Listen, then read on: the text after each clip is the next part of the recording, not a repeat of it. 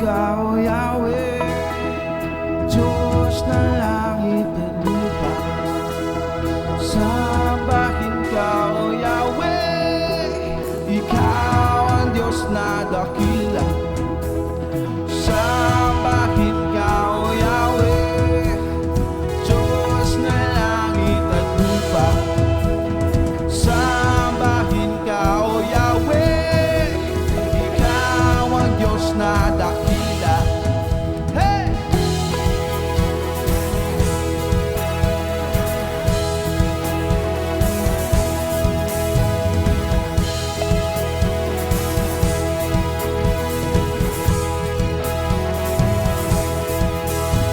Lahat ng mga nilalang ay magpuri sa'yo, O Diyos. Walang hihigit sa pangalan ng Panginoong Jesus. Sa awitan, sa sigaw, sa tugtugan,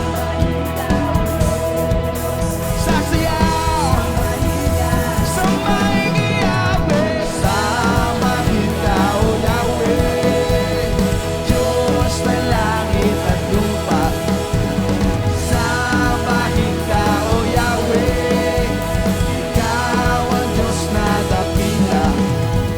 Ang bawat tulo nitong aming bayan ay sa'yo iaalay. Si Jesus ang Hari at Panginoon ng aming buhay. Sa Luzon, sa Visayas, sa Mindanao, sa Pilipinas, sa mga bundok, sa tabing dagat, sa mga lungsod, sa POGM, sambahin ka, Yahweh. Sambahin ka, O Yahweh, Diyos na langit at lupa. Sambahin ka, O Yahweh, Ikaw ang Diyos na dakila. Sambahin ka, O Yahweh, Diyos na langit at lupa. Sambahin ka, O Yahweh, Ikaw ang Diyos na dakila.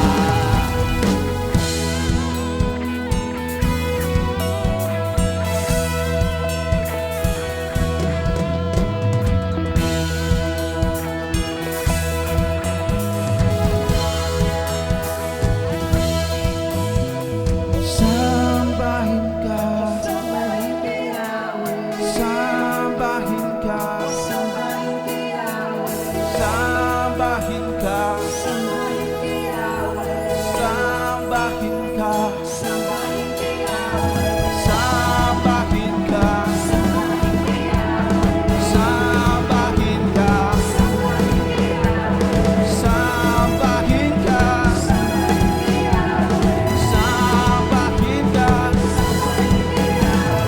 sambahin ka, sambahin ka, sambahin ka, sambahin ka.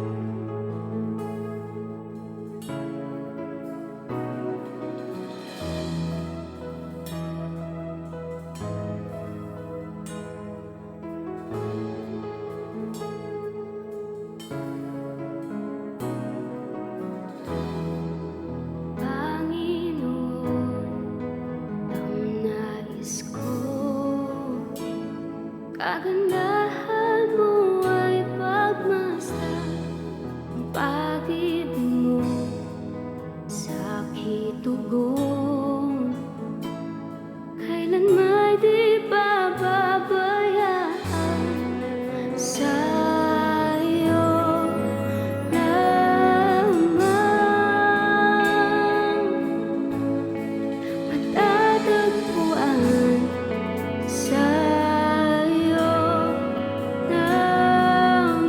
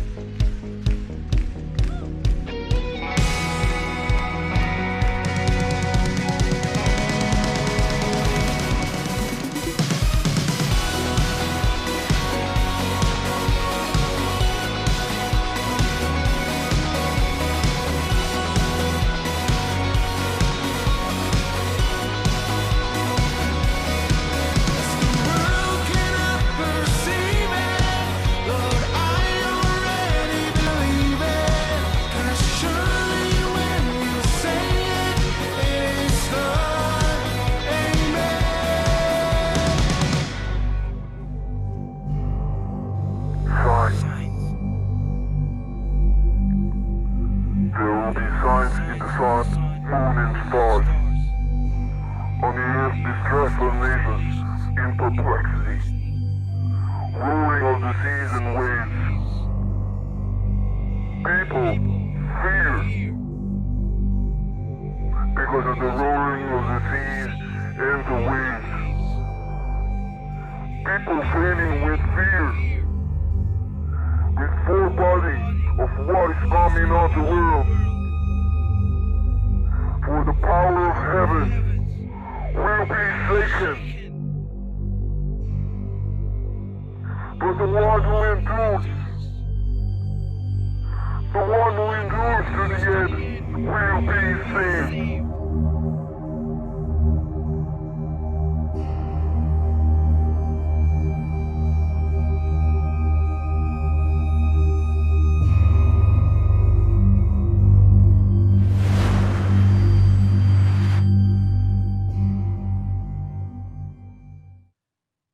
Mapagpalang umaga na araw ng linggo. Tayo po ay patuloy na nasa online worship service ngayong umaga at lahat po sana ay sama-sama tayo na tayo ay sumamba at magpuri sa Panginoon. Bago po tayo mag-umpisa, tayo po muna ay manalangin. Dakilang Diyos, maraming pong salamat sa iyong kabutihan at sa iyong pag-iingat. At salamat o Diyos at narito kami sa inyong harapan. Bagamat po online na worship service kami, God, ay wala ka pong bagay na ikinalulungkot sa bagay na ito sapagkat ang lahat ng bagay na ito ay merong layunin sa kalawalatian ng iyong pangalan.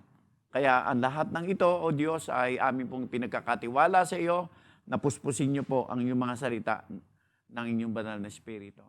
Salamat po sa iyong dakilang presensya sa bawat isa na makikinig, Panginoon. Bigyan niyo po kami bigyan mo po ng maayos na pandinig upang ang lahat ng sasabihin mo, o Diyos, sa bawat isa sa amin ay magkaroon ng tunay na kalakasan at katatagan ng aming pananampalataya. We thank you so much. In Jesus' mighty name, amen. And amen, and amen. So, siyempre, lahat po tayo ay napakasarap po na sa mundong ito ay napakasarap mamuhay ng walang pumipigil sa iyo. Napakasarap na kung saan mo gustong pumunta, okay lang, walang pumipigil sa atin. At anuman ang gawin natin sa mundong ito, kapag walang pumipigil, para bang malayang-malaya tayo, pero pag dumating na po ang matinding pagsingil ng mga bagay na nagawa natin, sa bawat ating desisyon ay nagkakaroon tayo ng natatauhan tayo sa bagay na ito.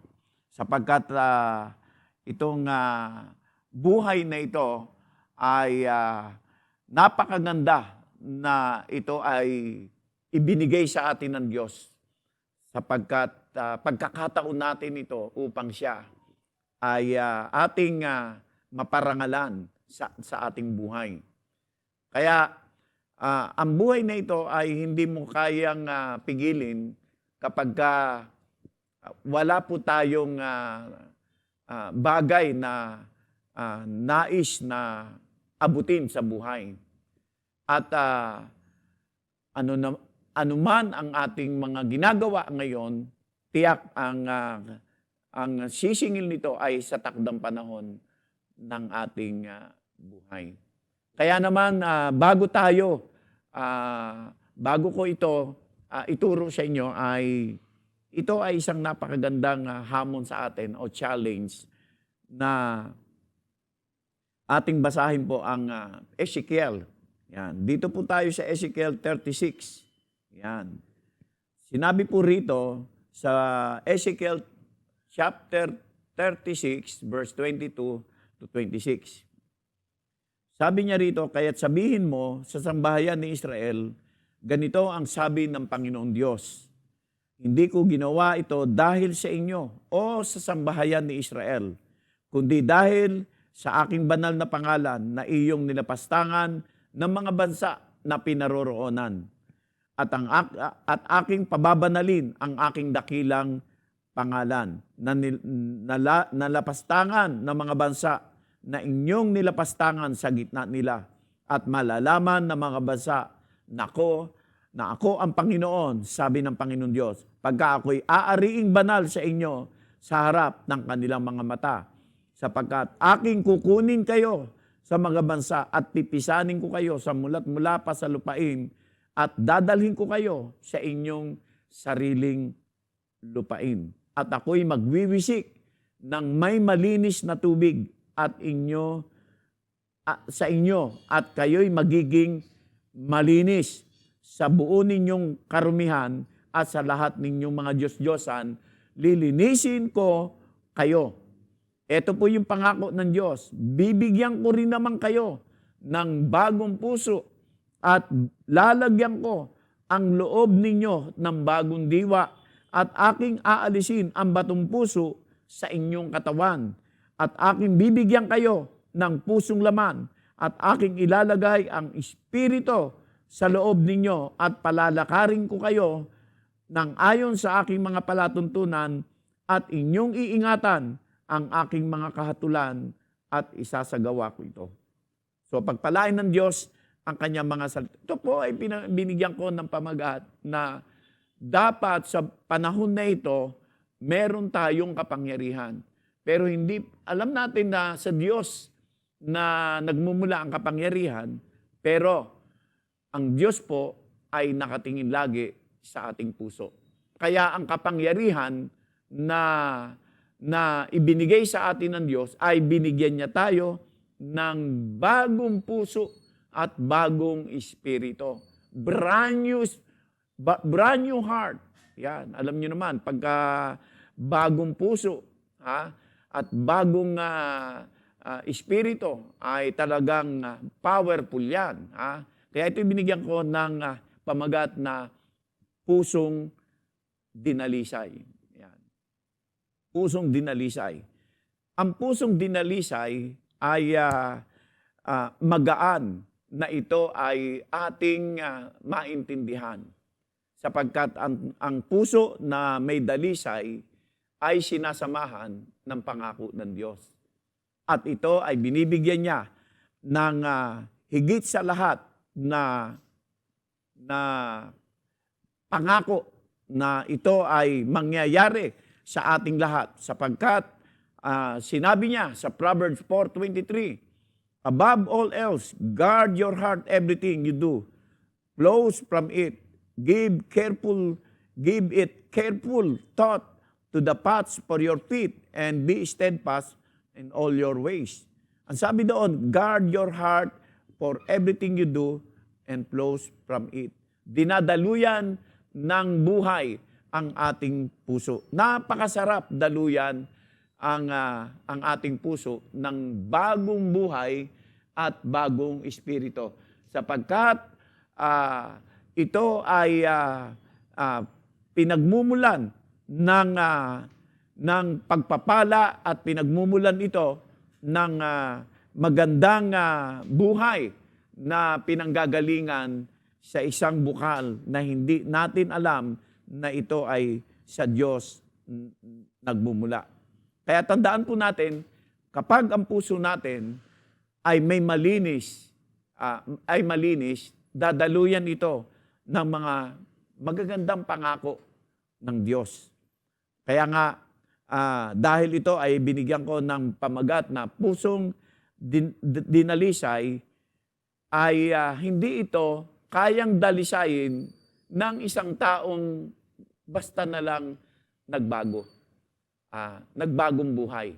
O naging mabuti ang kanyang buhay. Ang ibig sabihin dito, ang pusong dinalisay ay nagkaroon ng spiritual transformation. Siya po ay hindi ipinanganak sa laman, kundi siya ay ipinanganak sa espiritu.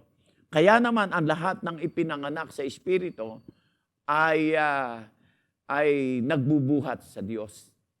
Kaya walang bagay na imposible sa mga taong ipinanganak sa espiritu.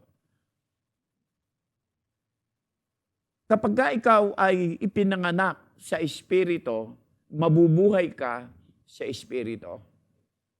Kaya nga po, ang bunga ng Espiritu, ito ay nakikita sa isang buhay na katulad ng isang nagbago at ipinanganak sa Espiritu. Katulad po ng sinabi sa John chapter 3, verse 5, na ang sino man, sinabi doon ni Jesus na, sinabi niya na ang sino man na ipinanganak sa tubig at Espiritu ay hindi siya paghaharian ng Diyos.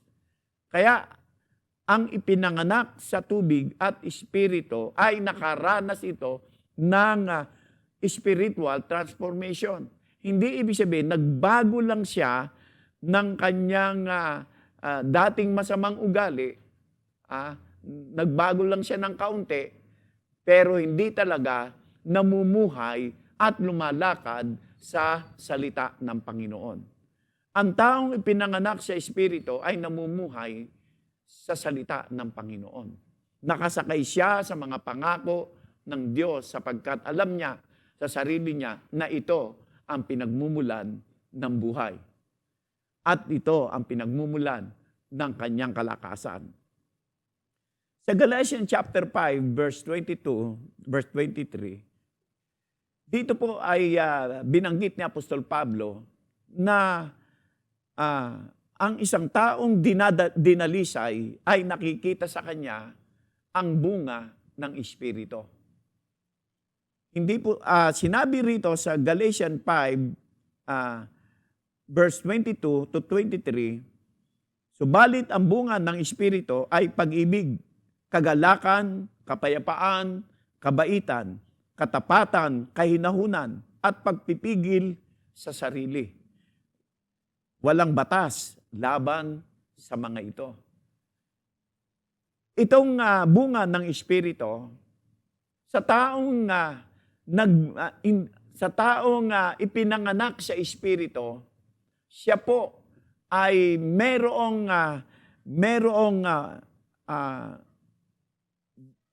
taglay, hindi lamang isa o dalawa sa bunga ng Espiritu. Tandaan po natin, hindi po pwede sa mga Kristiyano na basta ka na lamang sasabihin natin na katulad ng mga taong pumupunta sa simbahan o kaya sumasamba o nagpupuri sa Diyos. Dapat po ay nakikita sa atin ang bunga ng Espiritu, hindi lamang sa loob ng simbahan, hindi lamang sa panahon ng pagsamba, kundi sa pamumuhay natin araw-araw, ang bunga ng Espiritu ay nakikita sa atin. Hindi po natin pwedeng sabihin na, meron na akong pag-ibig, okay na yon. May bunga na ako ng Espiritu. Wala akong kagalakan, wala akong kapayapaan, wala akong kabaitan, ay wala ako niyan. Hindi iyan para sa akin. Tandaan po natin, binanggit po rito, hindi po sinabi na mga bunga ng Espiritu, kundi ang bunga ng Espiritu. Pag sinabi mong mga bunga ng Espiritu, ay magkaroon ka lamang ng isa sa mga bunga ng Espiritu o katapatan o pagpipigil sa sarili. Ang lahat ng ito ay may kapangyarihan sa buhay natin. No, hindi po. Ang taong ipinanganak sa Espiritu ay may bunga ng Espiritu. Hindi lamang isa, kundi ang lahat ng ito ay nakikita sa ating buhay. Ang tawag po dyan ay the fruit of the Holy Spirit. Bakit po? Kasi iyan ang nagpapadalisay sa ating buhay. Kaya naman na-enjoy natin ang buhay ng isang taong nagbagong buhay sa pagiging Kristiyano kapag tayo ay dinalisay o yung ating puso ng Espiritu. Hindi sa kagagawan ng tao, kundi sa kagagawan ng Diyos. Yung pagdalisay o paglilinis ng ating puso ay hindi po ito gawa ng tao. O yung taong may daladala ng kanyang buhay, hindi po niya ito kagagawan. Ito po ay kagagawan ng Espiritu. Kaya may kapangyarihan ang lahat ng sa Kanya na nakikita. Yan. So dito, hindi pwede na may isa ka lamang na bunga ng Espiritu, okay na. Dapat yung kabuuan ng bunga ng Espiritu ay nasa atin.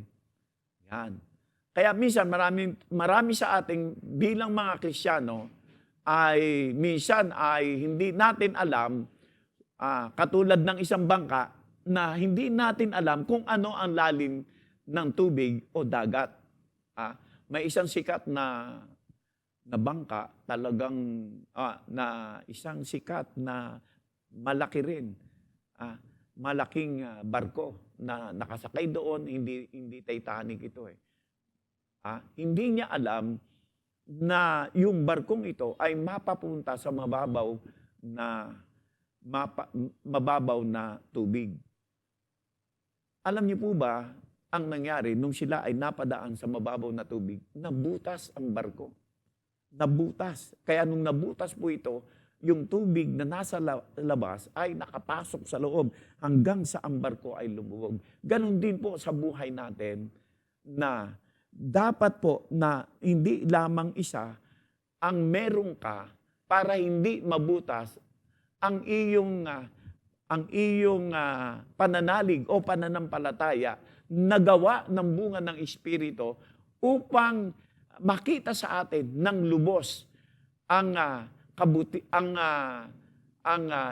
imahe ng Panginoon Jesucristo sa pamamagitan ng banal na Espiritu. Kaya nga sinabi niya rito, bibigyan ko kayo ng bagong puso at lalagyan ko kayo ng Espiritu Espiritu at aalisin ko sa inyo ang batong puso at aking bibigyan kayo ng pusong laman. Tandaan po natin, meron pong isang paghahambing dito patungkol po sa the fruit of the Holy Spirit na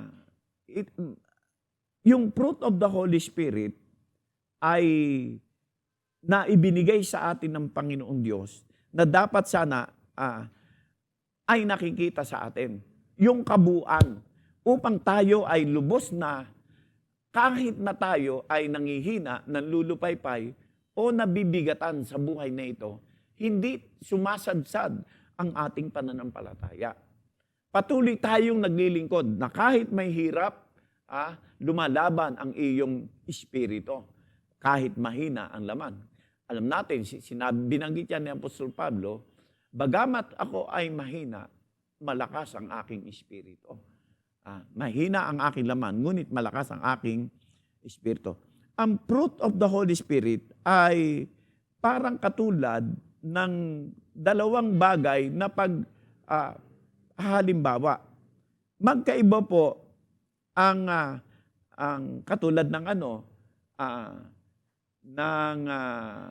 katulad po ng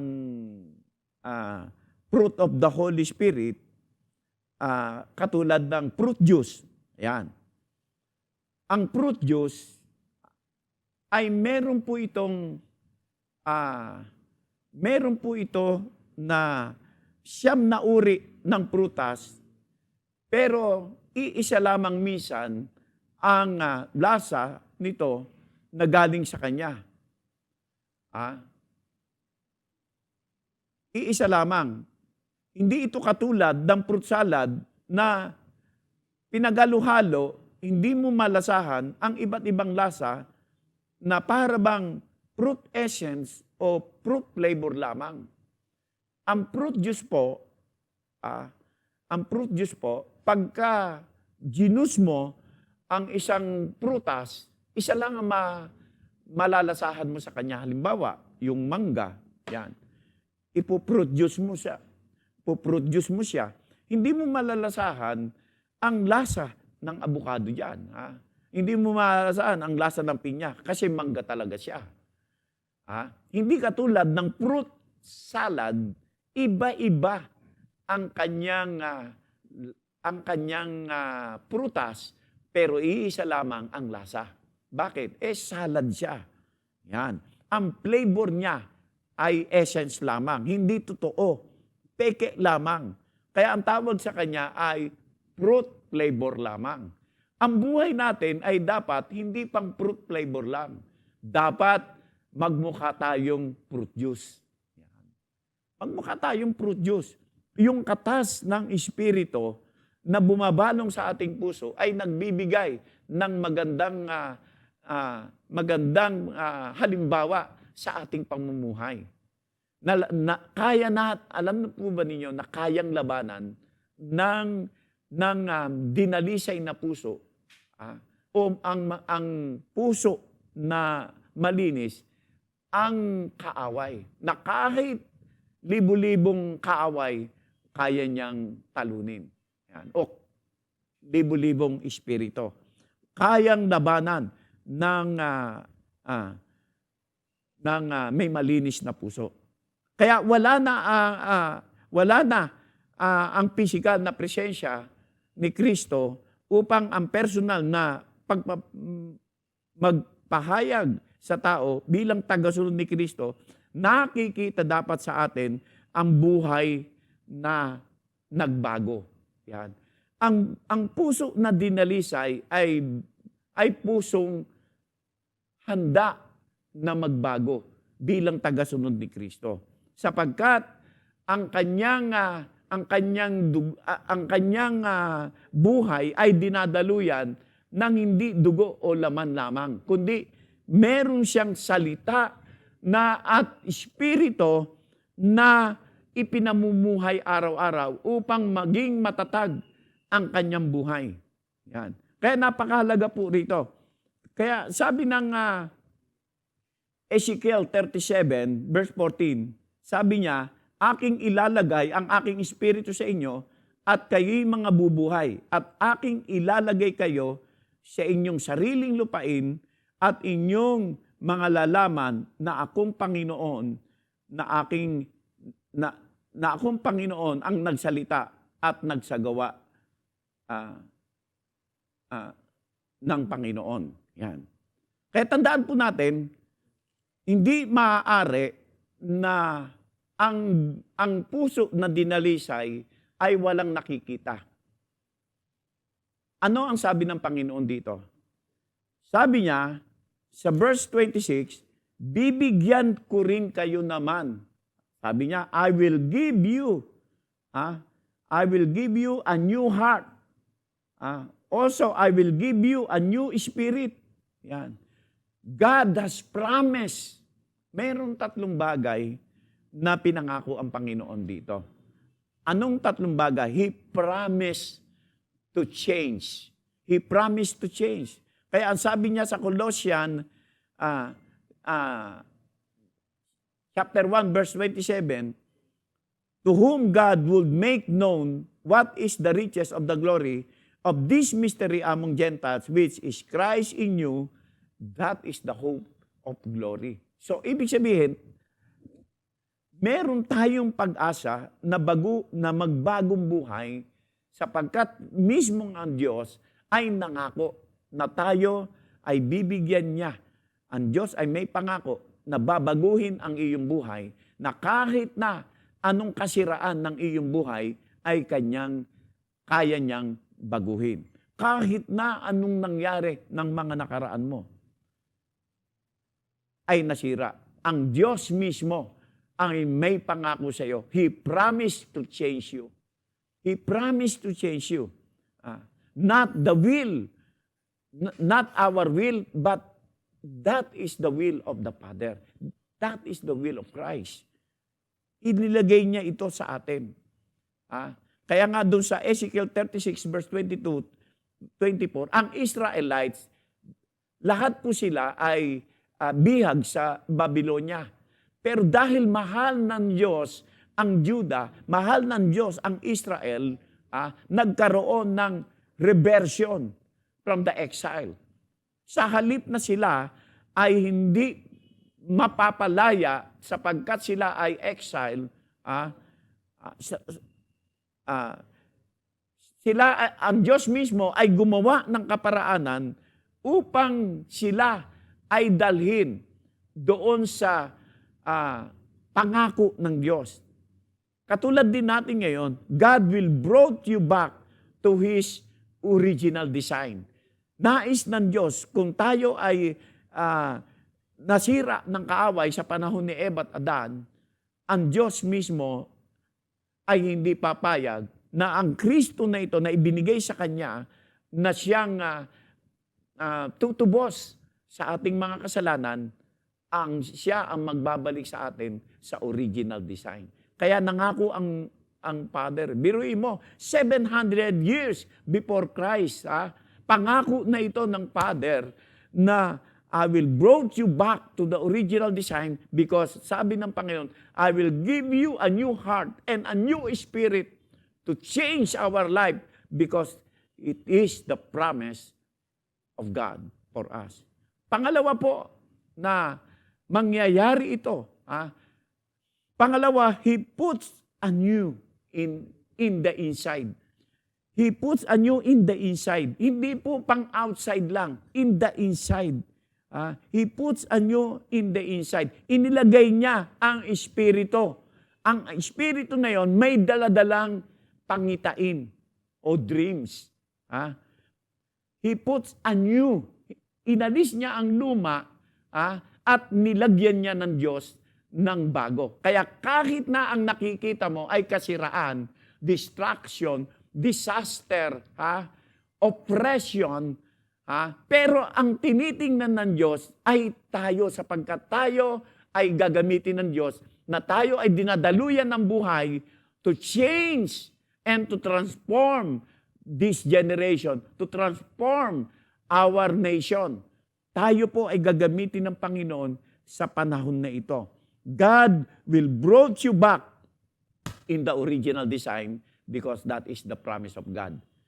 Kung pinangako ng Diyos sa mga taga-Juda o sa taga-Israel na sila ay ibabalik from the exile, 700 years, nangyari po sa mga Israelites. 2,000 years bago nangyari po ang ating Panginoon Kristo ay napako doon sa krus ng Kalbaryo. Ang lahat ng bihag ay nakalaya. Ang lahat ng walang pag-asa ay nagkaroon ng pag-asa. Yung lahat ng hindi kasama sa pangako ng Diyos ay kasama ka na kung tatanggapin mo si Kristo sa puso mo ngayon bilang Panginoon at tagapagligtas ng iyong buhay. Kaya ang sabi niya sa verse 24, for I will take you from the nation, gather you from all the lands, and bring you to own land. Ibabalik ko kayo doon sa inyong pinagmulan. Ibabalik ko kayo doon sa mga nakaraan. Ibabalik ko kayo doon sa dating yung pinagkakalagyan.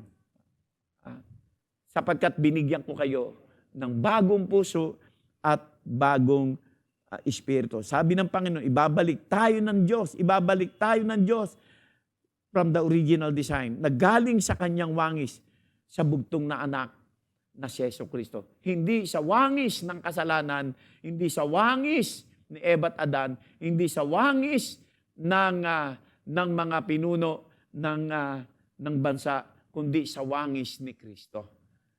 Because He is the King of Kings, He is the Lord of Lords of our life.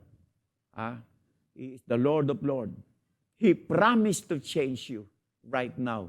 God, He promised you, He puts you anew in the inside.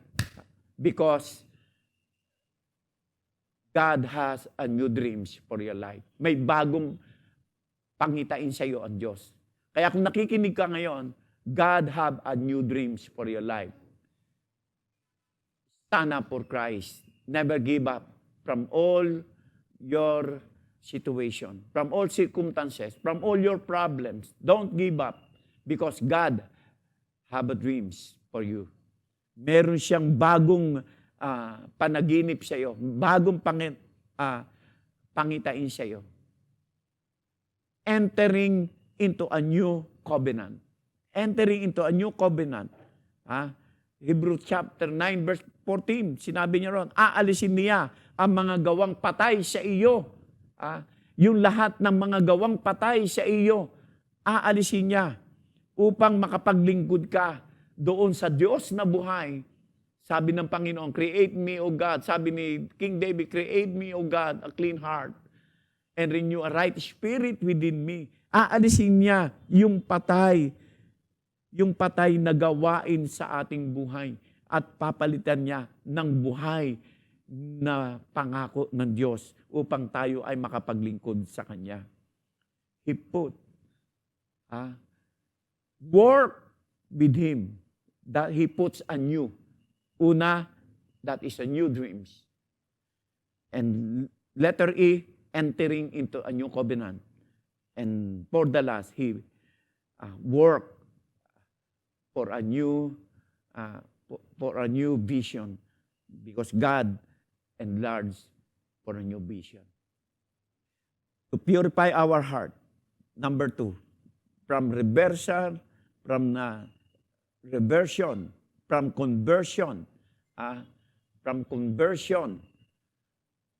to regeneration.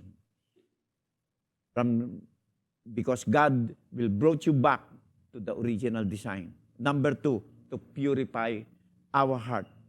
Sabi ng verse 25, I will sprinkle clean water on you, and you will be clean. I will cleanse you from all your filthiness and from all your idols. Yung lahat ng mga hindi ayos sa mata ng Panginoon, sa mga ginagawa natin, ang tawag po doon ay mga idols. Yun po yung aalisin ng Panginoon, yung mga idols na yon. Sabi niya, I will sprinkle clean water. That is the Word of God. Because the Word of God is the one who changed us and give us. Kaya kapag ang puso natin ay malinis, sabi ko nga kanina, dadaluyan ng mga magagandang pangako ng Diyos. Kaya sabi niya, behold, I am for you, and I will turn unto you, and you shall till and sow. Kayo'y magiging magbubukid at magiging manghahasik, at sabi niya, at ako'y magpaparami sa inyo. Ako ang magpaparami sa inyo at sa hayop ninyo, at sila'y magsisidami at sila'y magkakaroon ng magandang buhay. Sa verse 11, sabi doon, ako ang magpaparami sa inyo. Bakit?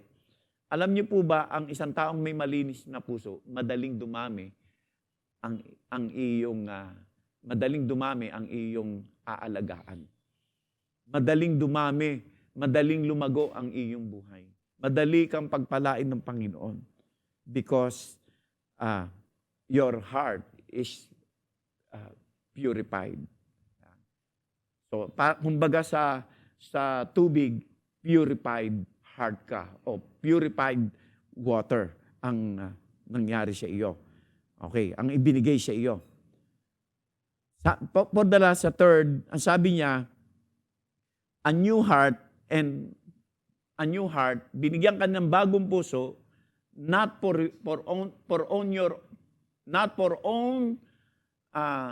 in our own sake, but God's sake.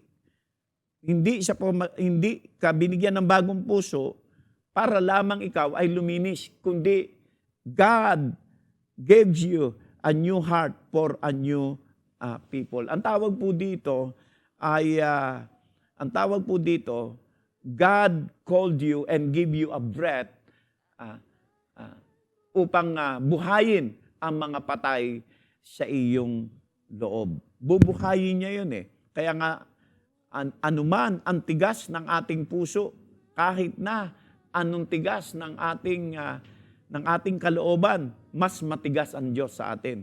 Bakit? Sinabi ni Job 41 verse 24, his heart is firm as a stone, as hard as a piece of nether millstone.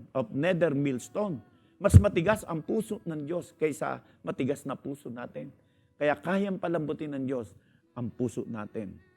Kailangan natin na magkaroon ng bagong puso at bagong espiritu. To use us by God in this generation. Tandaan po natin, kapag ka ang puso natin ay dalisay, maraming tao ang lalapit sa iyo. Maraming bagay ang magagawa mo. At ang lahat ng gawin ng iyong mga kamay ay magtatagumpay. Ang lahat ng iyong tapakan ay magkakaroon ng magandang bunga ang lupain. Kaya sa oras na ito, I challenge you. Change your heart. Mapit tayo sa Panginoon at ang Diyos ay babaguhin niya ang lahat sa buhay natin. Maraming pong salamat at tayo po'y manalangin. Nandito na lamang po ang aking mensahe. Hindi ko na po tatagalan. Maraming pong salamat. Tayo po'y manalangin. Dakilang Diyos, salamat po. Tunay nga na ikaw ay makapangyarihan. Ang sabi mo sa iyong mga salita, sa Jeremiah 17:9, the heart is a deceitful above all things and desperately wicked. Who can know it? You are the only one who can know our heart, O God. Ikaw ang nakakaalam sa aming puso. Walang bagay na walang bagay na lihim sa iyo. Ang lahat ng bagay na laman sa aming puso ay hayag at lantad sa iyong mga paningin. Tulungan niyo po kami lagi, Panginoon, na magtagumpay sa buhay na ito. Lalo na sa panahon na ito ng pandemic. Gawa po yung lahat ng mga nasa online and digital online worshiper or Christian, O God. Lord, ma-experience nila ang bagong puso at bagong espiritu. Katulad ng inalok mo sa panahon ni Ezekiel, na ang sino man na nalagyan ng bagong puso at bagong espiritu ay nagkakaroon ng bunga ng espiritu, Panginoon. We thank you so much for everything. Ang lahat ng bagay ay sa kapurihan mo lamang, Panginoon. Sa pangalan ng Ama, ng Anak, at ng Espiritu Santo. Amen and amen. God bless you all. Nila lang ay magpuri sa'yo, O Diyos. Walang hihigit sa pangalan ng Panginoong Jesus. Sa awitan Partner up with us in the ministry of spreading the gospel. Through your good works and donation, tithes and offering, God is well honored through your warm support. sasayaw sa maiiyabe, sama kita. It is a great joy and honor indeed when God's people worshiping together as one. Join our online worship service every Sunday at 10 a.m. Philippine time zone. And through Facebook Live at 7 p.m. or on Facebook official page POJM Church. Our daily devotion and prayer every 7 p.m. Monday to Saturday through Facebook Live. Be blessed and celebrate with us in the abundance of God's grace through His words. See you then. Panginoon ng